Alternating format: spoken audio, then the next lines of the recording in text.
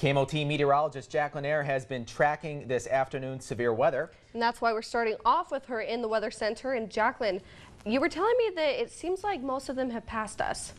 Yeah, guys, most of us, especially the eastern half of the viewing area, are still under a severe thunderstorm watch, but fortunately a lot of those storms have moved out of our area as it stands right now. So a lot of us still under that watch technically until 10 p.m. this evening, but if you take a look at current satellite and radar imagery here, you can see that a lot of those cells are completely past us now and moving in towards the Devil's Lake region. Those of you out towards Benson, Towner, and Ramsey County, though, you are seeing at least some dime to nickel-sized hail right now, and it does look like we're also looking at 45 to 60 mile-per-hour wind gusts associated with those thunderstorms as well. Right now, though, as it stands, none of them are under a severe thunderstorm warning, just under the watch for the next couple of hours here. But once those storms move out of our area, it does look like we're going to continue to see pretty mild weather as we head into the next 24 hours. Most of all of us still in the 70s as it stands right now, though. We saw daytime highs finally back in the 80s today for the first time since September 10th. But after this system moves through this evening, I'm tracking some much cooler temperatures as we head into this weekend. I'll have more details on that later, but for now, back to you guys. Welcome back, everyone. East central portions of the state are still under a severe thunderstorm watch, technically until 10 p.m. this evening.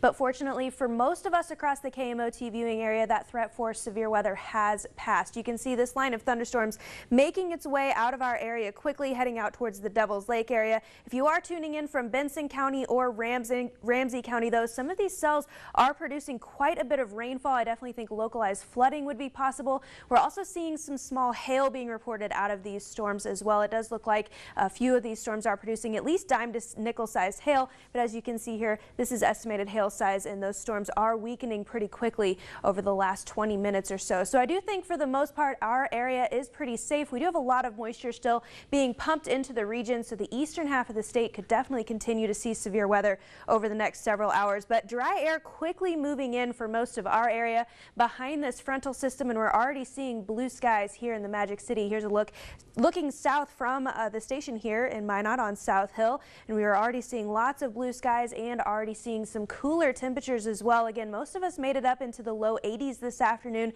That's about 20 degrees above average for this time of year, but we're already cooling down back into the 70s. Those winds are continuing to be pretty strong out there across our area, shifting to more and more northerly over the last couple of hours since that front passed through. Most of us are still seeing wind gusts upwards of 20, even 30 miles per hour the further south you go. 33 mile-per-hour wind gusts out of Harvey, 36 down in Garrison. I'm expecting breezy winds to stick around through the rest of tonight and into tomorrow morning as well. But overall, looking at a much calmer weather pattern setting in for the next couple of days. We do have high pressure building in from our northwest. This is 6 a.m. tomorrow morning. We'll start to see those northerly and northeasterly winds moving through tomorrow. And it does look like some of us, especially south and west of Highway 52, could see some very light rain shower activity through tomorrow morning.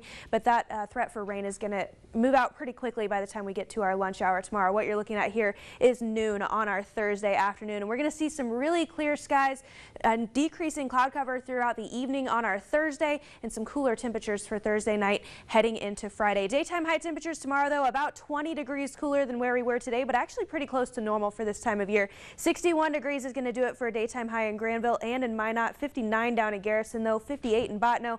Generally, we'll see more and more sunshine the further north and east you go tomorrow afternoon, and that threat for rain showers early tomorrow morning, and lunchtime tomorrow is going to stay down to the southwest, down towards Garrison, Stanley, and the Lake Sakakawea area. But we're all going to be looking at very breezy wind conditions to start out our Thursday. This is 1 a.m. this morning, so 1 a.m. tonight, early tomorrow morning, if that makes sense. Northerly winds sustained around 20 miles per hour across the entire area, but it does look like winds are going to improve gradually throughout the day tomorrow. Most of us looking at sustained winds closer to 10 miles per hour by the time we get to 3 p.m. tomorrow afternoon. So overall, not a horrible day to get out and enjoy a run. It is going to be a bit chilly and very windy out there first thing tomorrow, but still looking pretty mild as we head into the evening hours tomorrow afternoon. And here's a look at the next couple of days. Even cooler temperatures as we head into Friday with more breezy winds and another chance for rain. And yeah, it's looking downright chilly as we head into this weekend. Pretty dreary and rainy, very cool on Saturday, and we're going to keep daytime highs below average throughout our extended forecast. Over to you guys.